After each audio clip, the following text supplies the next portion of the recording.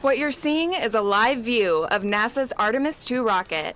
We are slowly but surely rolling out to the launch pad. Good morning, and thank you for coming out here today to witness this monumental step ahead of our return to the moon. This morning, as that happens, I am joined here by the Artemis II crew, NASA astronauts Commander Reid Wiseman, pilot Victor Glover, and mission specialist Christina Koch, and CSA astronaut mission specialist Jeremy Hansen, as well as NASA Administrator Jared Isaacman. With that, NASA Administrator Jared Isaacman. Thank you. Good morning, everyone. Thank you for coming out to witness this historic moment.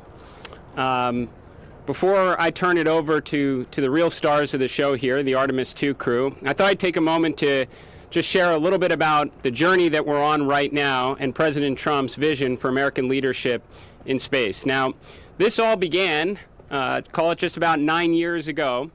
President Trump established the Artemis program, committed America to returning to the moon. Now, none of this should be a surprise. This is the president who created the Space Force. This is also the president that oversaw, during the last year of his term, the return of American spaceflight capability here to Kennedy Space Center after nearly 10 years from when the shuttle was retired. Now, I can tell you we're off to a little bit of a slow start here. We've got about 12 hours to go, approximately, before the Artemis II vehicle will make its way over to launch pad 39B. Now, from there, things will start to pick up the pace a little bit. So we'll put it, and we'll have technicians put it through its motions. We'll ultimately get to wet dress, and then from there, this vehicle, along with about 8.8 million pounds of thrust, is going to accelerate the Artemis II crew here to near-Earth escape velocities, so just under 25,000 miles per hour, farther into space than we've ever sent humans before, around the moon, back here safely to Earth. Now, this is the start of a very long journey. Now, we ended our last human exploration of the moon in Apollo 17, the 17th mission. Now, I hope someday my kids are going to be watching, maybe decades into the future, the Artemis 100 mission. Now, we're talking about a lot of repeated missions, humans and crew members and cargo going to and from the lunar environment. Now, the architecture you see behind us here with SLS and the Orion spacecraft is just the beginning. Now, over time, launching missions like this, we are going to learn a lot. And the vehicle architecture will change. And as it changes, we should be able to undertake repeatable, affordable missions to and from the moon. And in that same vein, just as we begin, the cost to undertake a mission like we're going to undertake with Artemis II is not inexpensive. But where it'll go as we learn and gradually incorporate reusability is what's going to enable missions like Artemis 100 and beyond, right? And why are we doing this? We are doing this to fulfill a promise to the American people that we will return to the moon, a promise to all of the pioneers, the engineers, the scientists, the astronauts, the researchers from the 1960s, of which laid the foundation that we are standing upon right now. We'll do it inevitably to figure out the orbital and lunar economy, for all of the science and discovery possibilities that are out there, to inspire my kids, your kids all around the world to want to grow up and contribute to this unbelievable endeavor that we're on right now. And before I hand it over to Commander Wiseman on this, I just want to acknowledge the contributions from literally the army that we have at NASA that shows up to work every single day to try and change the world. We don't do it alone. We have commercial partners, we have international partners that are involved in this, but we have thousands of people that have brought us to this moment. The thousands of people that have been working near 24/7 preparing us for this rollout, the thousands of people across the country that trained and prepared this crew to undertake this mission, the controllers that'll look out for them on space, the recovery crews that'll bring them safely home to their family at the conclusion of their 10-day journey. So with that, ladies and gentlemen, this is your NASA. Commander. Thanks, Jared. Appreciate that. You said we're off to a slow start, but I heard Ike's going to go over there after this and drive, so we'll pick it up. The relative motion looks good, though. What a great day to be here. On behalf of myself, Victor, Christina, Jeremy, Administrator Isaacman, thanks for having us out here. And this is a great way to start Rollout morning at Kennedy Space Center. I just want to build on what you just said about these teams. We see this beautiful hardware behind us, the SLS, the Orion. But for this crew, we've been on this journey for about 2.5 years. And we truly look at that and see teamwork. We see global cooperation. We see a strong nation leading the way. You look at those white boosters on the side. We've been out in Utah. We've met the men and women that are assembling them, that put them on rail cars and send them down here to the Cape. The core stage in the center, built by Boeing. Jeremy and I were there at Michoud when that thing got loaded on the barge and shipped down here with the RS-25s, tested at Stennis, assembled to the bottom of that rocket. The interim cryogenic propulsion stage, we met that whole flight control team out in Denver with United Launch Alliance. Building up into the European service module, we were in Bremen, Germany, meeting the Airbus team that has assembled that, and the European Space Agency, and then up to our Lockheed Orion. We spent so many countless hours in that vehicle preparing. And then you look just to the left here at launch control, it's almost eclipsed, well, it is eclipsed by the VAB. Charlie Blackwell Thompson leading her team and the exploration ground systems folks, that they have hit every single milestone for the last year to get to where we are today. They've hit every single one of them. It is awe-inspiring. And then back in Houston with our flight control team, led by Jeff Radigan and our launch directors, we really are ready to go. We were in a sim for about 10 hours yesterday, doing our basically final capstone entry and landing sim. We got in T-38s last night, and we flew here to the Cape to be here for this monumentous occasion. With that, just really want to say thank you to all the press that are out here getting our message out. It's very important. And hand it back to Bethany. Thank you. And with that, we will open the floor to questions. There is a mic over here on the left, and we ask that you limit to one question each so that we can get to as many people and questions as possible. Hi, Marcia Dunn, Associated Press for Mr. Isaacman. What's your take on how realistic it is that Artemis II will take off in February? And if I might really ask Reid a real quick question, I loved your crescent moon shot recently. What's it like to go outside at night and look at the moon now? So I guess take the first part of the question. I mean, we're continuing on with our Artemis II preparation campaign. I think we've held schedule pretty well, getting to roll out today. So we'll get out there. We'll put it through its motions. We'll get through wet dress. We have, I think, zero intention of communicating an actual launch date until we get through wet dress. But look, I mean, that's our first window, and if everything is tracking accordingly, I know the teams are prepared. I know this crew is prepared. We'll take it. We like that answer.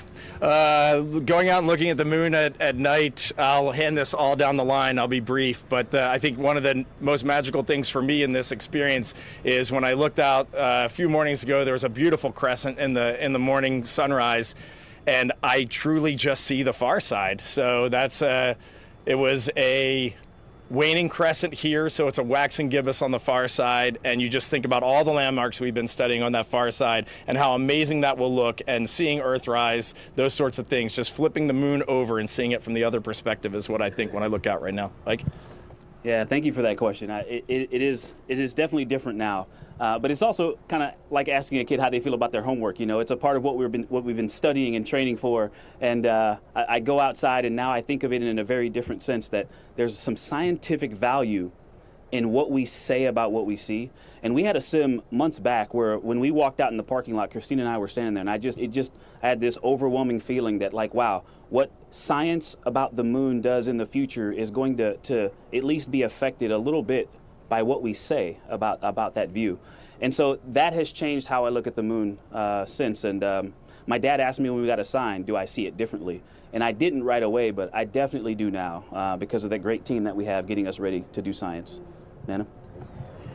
I think for me, what I see is the fact that all the people here on Earth, when they look up at the moon during our mission, before our mission, after our mission, during Artemis 3 and missions beyond, all the way to Artemis 100, they'll know that not only have we been there in the past, but we actively go there.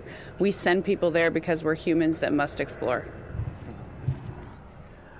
Something I'll share with you. It was kind of neat. Over the New Year's time period, had a little time off, had my kids back at home from university, and we just had the best viewing weather in Houston for the moon, and it was approaching a full moon, and I had the kids out there, some mandatory science, observing the moon with me, teaching them landmarks that we've been memorizing as a crew, but they were lit up about it too, and that was just really fun. And I think the moon is something I've sort of taken for granted. I've looked at it my whole life, but then you just kind of glance at it, glance away, but now I've been staring at it a lot more. And I think others are going to join us in staring at the moon a lot more, as there are humans flying around the far side. I think that's just good for humanity. And with that, we'll take the next question. Hi, thank you so much. TJ Mascaro with the Epoch Times. This question is for Victor and Jared. Looking ahead to missions like Artemis 100 and just the future of our space activities, a lot of talk seems to be around automation and computer pilots and all of that. I was wondering how important it is that we continue to build on manual flying in space, and what place will that have going forward? It's interesting. First of all, did you target me because I'm a little bit of a Luddite, and I love, the inceptors or the controls that I can, put my hands on if I'm going to fly something. But I think what the last 5 years has taught me since flying the SpaceX Dragon, the same one that Jared flew, is that the tool needs to be designed for the task. And so I could, go on and on about this, but I think it is something that we have to think more about, because the state of technology is where it is, and we're not going to undo all of that. And so finding ways to integrate software, hardware, but the thing that hasn't changed, as far back as we can read the record, we are still the same stuff. And I've been reading these, there's a journal that test pilots put together, and the Mercury and Gemini and Apollo astronauts used to go and give these presentations. And I've been reading their reports, and they say the same things that we say, that, having a window is important. Having the ability to do critical functions is important. And just how we implement that, though, is going to change with the state of technology. Thank you for the question. We're just talking about an evolution in terms of what are truly the manual inputs, right? So I would say probably the T-38s you're flying are maybe some of the last, aircraft you've touched that actually, when you put a control input in, you're actually directly moving a flight control surface. A lot of the fourth and fifth generation aircraft that are flown today, it's all fly-by-wire. So you're telling the airplane what you'd like to do, and then the computer's interpreting it and saying, this is what I'll give you. And I think you're going to just naturally see that evolution in spacecraft, right? We're not taking the human out of the loop, right? There can be some pre-planned waypoints as we navigate around the moon, and then perhaps a human is directly inputting this is the actual target location I would like to land at for some reason. The computer's taking that manual input and saying, now I'll put you there, right? And I think that's probably the evolution we're looking at. But no doubt, look, as we get farther into deep space exploration, the ability to rely on autonomous capabilities within the spacecraft become more and more important. And I'd say the moon is going to be a perfect proving ground for that, right? So we talk about building a moon base. Now, day one of the moon base is not going to look like this glass enclosed dome city that we might imagine someday. That's certainly what the ideal end state would be, but it's probably a lot of rovers that are moving around, a lot of autonomous rovers that are experimenting with mining or some mineral extraction capabilities to start printing with regoliths. So naturally, I think in terms of what we want to achieve in space, you're going to incorporate more autonomy in our robotic missions. We're looking at a mission to Venus right now that could have some onboard AI capabilities in it. So this is the way we're going to go. But I'll tell you, if humans are on a spacecraft, they'll always have a vote. They'll always have a say in it. How that may look today could be very much like the F-22 versus the T-38 of the past, if that makes sense. And with that, we will take the next question. Hi, thanks for doing this. I'm Ken Kramer, Space Up Close. Good luck and best wishes to Crew 11. I'm a pharmaceutical researcher, so I want to ask you about the science you're going to be doing. Tell us a little bit, one or all of you, how it's going to benefit Earth and also how it's going to benefit us getting to Mars. Thank you. Go ahead. I think that's a great question. One of the reasons that these missions are so important is the discovery and the knowledge that we bring back to Earth, and that is the entire point. We have both lunar geology science and we have human research on this mission. Human research is that we're participating in, everything from how we can top perform, behavioral health, immune response in space, which is a fascinating physiological response that humans have to microgravity. And there's a really neat new type of technology we're flying, an experiment called Avatar, where we're actually using chip, organ on a chip technology, cell on a chip technology to mimic how our cells, our bone marrow cells, will respond to microgravity in the radiation environment, to bring that science back to Earth, to understand how we can more efficiently send humans deeper into space and how we respond. So it's really exciting. We're happy to be a part of all that science. And talking about the lunar geology aspects a little bit, the moon is like a witness plate for everything that's actually happened to Earth, but has since been erased by our weathering processes and our tectonic processes and our other geologic processes. We can actually learn more about solar system formation, more about how planets form maybe around other stars, more about the likelihood of life out there, starting with studying the moon. And I think that's something that question is, in my opinion, one of the biggest philosophical questions of our time. And I think some of the first steps to answering it start with this mission. With that, we'll take the next question. Good morning. Jeff Faust of Space News. Question for the administrator. As we're preparing to go around the moon with Artemis II, I wonder if you can give us some thoughts on your plans for ensuring Artemis III can land humans on the moon by 2028. I know you've met recently with SpaceX and Blue Origin about speeding up the lunar lander development, but what should we be looking for in the months to come in terms of getting Artemis III, keeping it on schedule, or at least ensuring a landing by 2028? Yeah, it's a really good question. So one, we will just continue to be, as transparent as we can as we make progress towards the Artemis III mission. The way the public can best follow on and probably measure progress is just observing launch rate. I mean, that is absolutely the key to, unlocking the capability that'll be necessary to bring our lander to the lunar environment and bring astronauts down to the surface. So. I will say I did meet with both Blue Origin and SpaceX on their acceleration plans. These are both very good plans. I would say they both reduce technical risk from where we were before, so that's good. But in the end, it's going to come down to launching vehicles very frequently to learn. Learn about prop transfer for sure, but you're going to need reusability in order to do that. So I'd say we're all, if we're on track, we should be watching an awful lot of New Glenns and Starships launch in the years ahead. And we'll take the next question. Good morning. Irene Klotz with Aviation Week in Space Technology. Sorry for the sun. For Jared, you've ridden a couple of rockets. You've seen launches and you've seen Starship up close and Rollout. Could you tell us what you think is special about this rocket, and if your opinion has deepened or enriched in the month that you've been administrator? Well, I appreciate the question. We need more questions for the crew over here, because they're the ones about to embark on a pretty extraordinary journey on that vehicle. I would say I mean not a whole lot has changed from my perspective, other than getting I guess a lot of firsthand account of the people that and the effort that goes into building a vehicle such as this. And even more of the history that led up to this. Even just walking inside the VAB, which I've seen it I don't know how many times from the exterior, and then you go inside.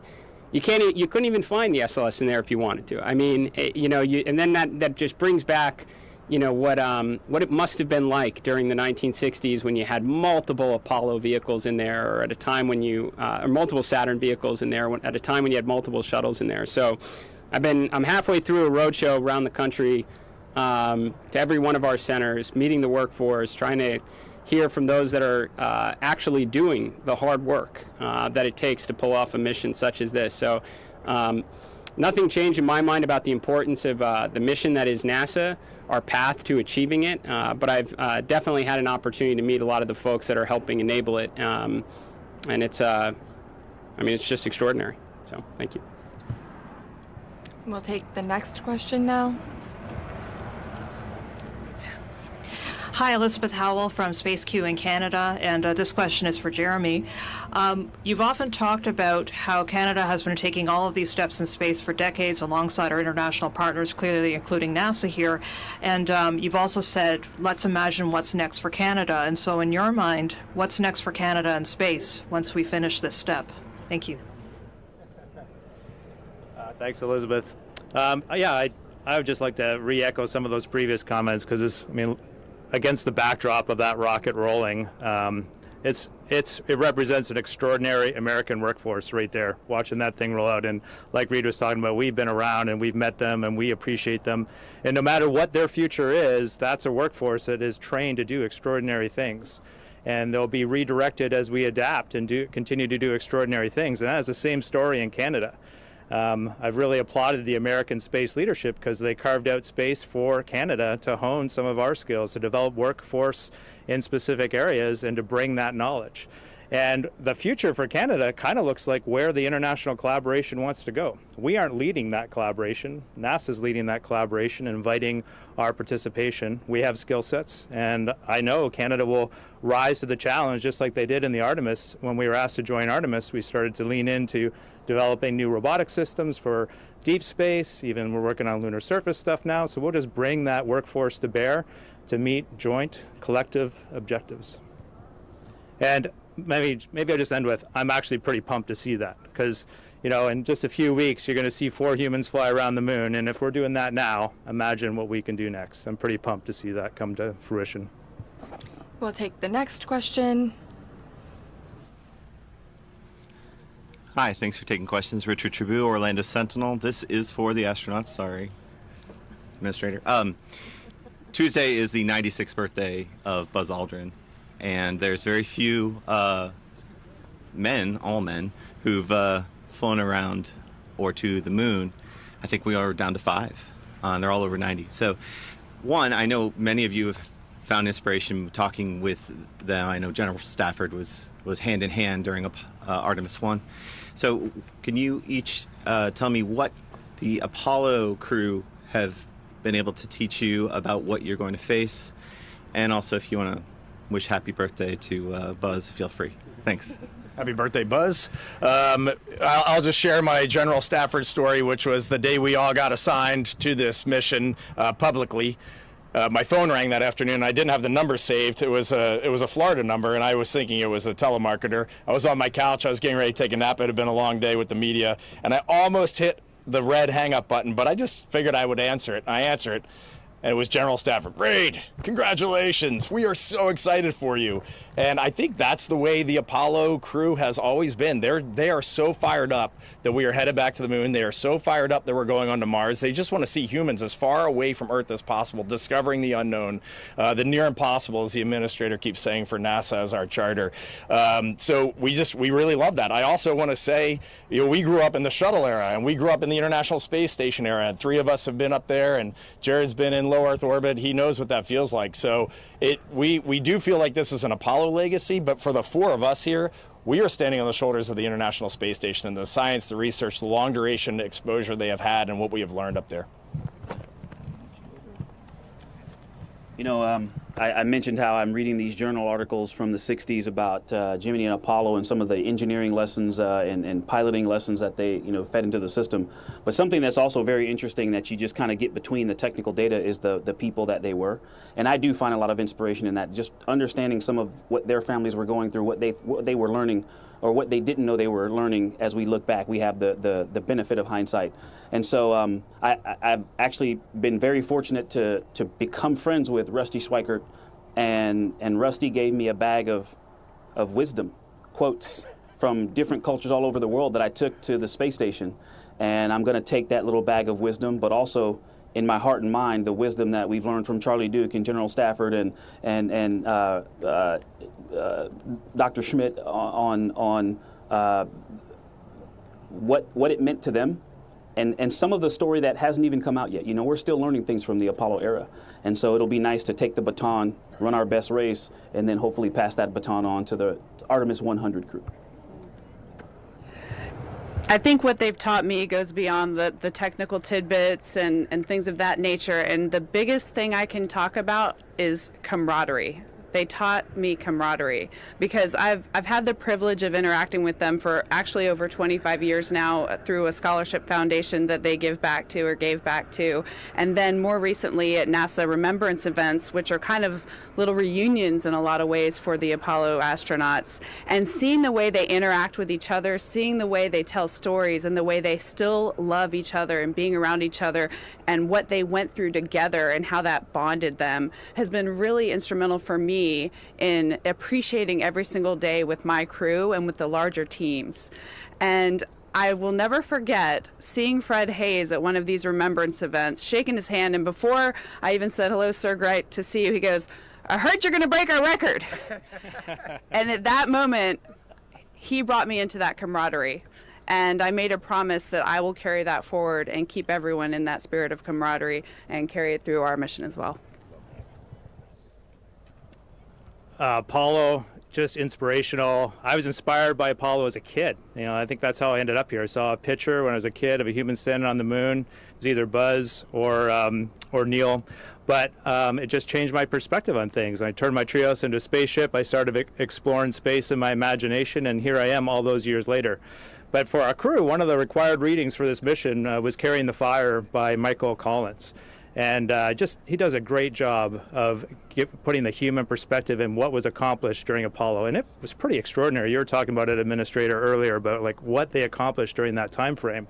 And I think it's a good reminder for us. I mean, we're doing extraordinary things now, but we can create even greater things in the future. We should not accept this as status quo. We should always be striving for more. And something else you wrote recently, Administrator, that I think touched all of us was just the appreciation for, we want to fly safely in space, but we also have to be willing to take appropriate risk. That's what this is about. And when we were reading Carrying the Fire, this is the part that really got my attention. Michael Collins jumped on a spacewalk from one Gemini spacecraft to the Agena. That's extraordinary. That is truly extraordinary. And so that was a courageous example, but they also weren't cavalier. They were taking calculated risks. And I think it's a great example for us to remind ourselves, hey, we're going to go out there, we're going to take some appropriate risk, and we're going to accomplish some extraordinary things. We're going to have some failures, some setbacks along the way, and then we're going to pick ourselves back up and keep going. We'll move to the next question. Hi, Kristen Fisher with The Endless Void. It's so great to see all of you on such an exciting day.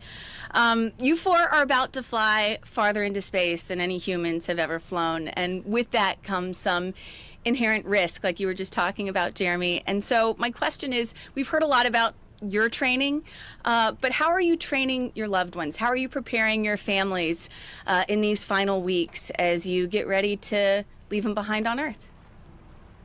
Trying to train them honestly and openly is the best thing you can do. We just had all of our families together about a week and a half ago at the astronaut quarantine facility at the Johnson Space Center. That was one of the cooler moments in all of our training, just sitting around with our families around a conference table, and NASA was briefing them on the mission. Fellow astronaut Randy Bresnick, who was our technical lead, came in and gave them an amazing overview of the mission profile and the Orion spacecraft. And then there are the more personal touch points. I went on a walk with my kids. I told them, here's where the will is, here's where the trust documents are, and if anything happens to me, here's what's going to happen to you. And that is a part of this life. I actually wish more people in everyday life talk to their families in that way, because you never know what the next day is going to bring. So it's just important to be as open and honest as you possibly can. And then the other neat thing that has happened amongst all of us is our kids know each other, spouses know each other, we all text each other. It has developed this foundation that I know, even though it's a 10-day mission, I just know who everyone is going to lean on to get through this together while we're up there. On launch day, we've got the easiest job. We really have the easiest job. We've trained for this, we know exactly what to do, and it will be good. It's our families that we think about the most on launch day. It is an interesting part of this journey. We have the entire resources of our agencies helping to get us ready, but we have to take the initiative to get our families ready. And we have a fantastic family support team, but we do have to take some initiative and lean in on that. And so those are tough talks, but you have to have those talks, or they can be tough. And having the experience of doing this to get ready for the space station gives some neat experience, but also just something to compare and contrast with as well. And so we were having one of those tough conversations, and I mentioned to my family that, hey, if I forgot to close the garage and we're all in Florida, I'll close it when I get back. Not 168 days later, but 10 or 11 days later. And so that is an important part, and thank you for bringing that up, because it is something that I think about a lot. And I am also really grateful that we have.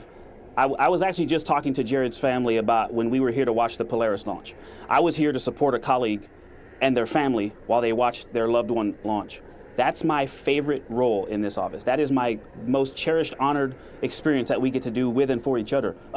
And we have some folks that are going to be supporting us. 2 of them are here, our backups, Jenny and Andre. And we have escorts that are assigned to each of our families. And I just wanted to give them a shout out. We've all got someone, an astronaut, that is going to be with our family members when they're watching launch, which can be this terrific and terrifying moment all at the same time. And so I'm just really grateful to that team that helps us to get ready. I think for us, in addition to all that, it's 2 things. First of all, I love talking to my husband. He's been very inquisitive about the actual technical aspects of the mission. These guys know my husband. So, we're talking about what are the big milestones? What are the risky parts? When can he sigh a sigh of relief? When does he need to be glued to the TV? And talking about some of those technical things, every once in a while we just get a question that comes out about the vehicle or how the mission's going to go. And then the second one is just a little more practical. I really have to make sure he knows that it's not like the International Space Station where we can just make a phone call. So he's not going to be able to call me and ask where something is in the house. He's going to have to find it. That's been a big one for us. Pretty similar for my family. Over the holidays, though, we did watch some Artemis I launch video and entry video just to kind of point out a few things that can catch you off guard, like when the main engine's light. It does look like for a few seconds a rocket is blowing up, and then it launches. So letting them know about that. Also, the re-entry, what they can expect to see and maybe not see and not hear from us, and that's normal, and there's just a lot of different stuff there. And so during those times, to just be calm and patient and not make any assumptions. And then the other thing I told them, maybe this is good for all of you, is during the mission, it's the first time we put humans on this rocket. And so we've done a lot of testing of these systems, but when we get to space, we will probably see signatures that look a little bit different from testing. Maybe not a lot different, but a little different. And then the team is going to do what the team does. And they are going to worst case scenario everything. And so if you hear any of it, it might sound really bad. It's probably not that bad. We're just going through what's the worst case scenario, what's the next worst failure. And that's probably going to be par for the course on a mission for the first time with humans on it. Can I take a little license here and I want to just say something to you all. Thank you for being here and helping us share, all of this perspective and time with and gratitude with the world. But you all have a really unique role. And what Jeremy said just reminded me of this, how we talk about this is going to be based on how we think about this, what you believe. And this is a test mission. This is the first time. If we aren't pointing the thing right exactly at the spacecraft, we're not going to get that high definition downlink. And we could go, oh, darn. Or you could say, this is hard. And they're safe. And they're going to be back here in a few days. And so how we talk about those challenges, how you all talk about those challenges is going to affect how the world sees this. And what we're doing is we're swinging for the fence, trying to make the impossible possible. And so I would just encourage you to think about that as we all go on this journey together in a few weeks. And with that, we'll take one last question. Will Robinson Smith with Spaceflight Now. Thank you for the opportunity. You all had the chance to go down to the pad when the ML was there. You've had the chance to get up into the rocket when it was inside the VAB, but pretty soon you'll have the chance to go back to the pad with your rocket and spacecraft there. I know you are liking to stay, focused on the mission and preparation, but can you imagine for the rest of us that don't have that experience of what that day will be like, the first day you get to go out to the pad when your ticket to ride is there? Thank you. I'm going to start with the simplest human element, which of course it's going to be amazing and all that, but I want to reflect back a month ago for our countdown demonstration test. We were in the vehicle assembly building. We were in Orion. Everything was fully powered. I was the first one to get in the seat. Ike gets into seat 2 next to me, and I was like, Ike, look, the dim button works on the display. And he's like, no way, because in our sims, that button doesn't work, and we can't dim the display at all. And I just want you all to remember, we are 4 human beings getting in this magnificent spacecraft, and sometimes the simplest things put a huge smile on our face.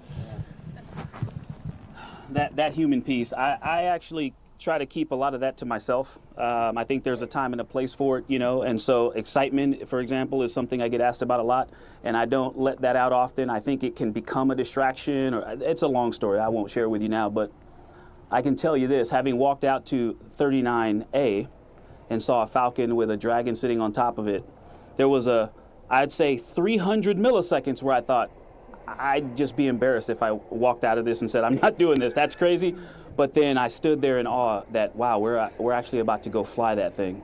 And then when they got to 10, 9, it was like, oh no, we're gonna fly it now.